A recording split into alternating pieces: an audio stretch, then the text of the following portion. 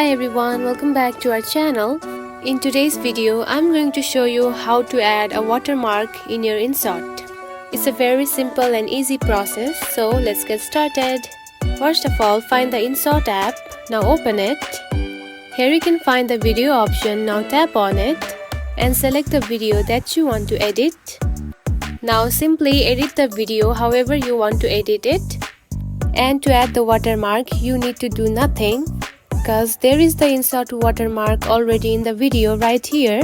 So after editing and saving the video, the watermark will appear itself. Now simply tap onto the share button right here, and after editing, now tap on to save. After a few seconds, go to your gallery, and here you can find the video has the InShot watermark in itself. It is a very simple process, right? You have just added a watermark to your video using InShot. If you found this video helpful, don't forget to like and subscribe for more tips. Thanks for watching.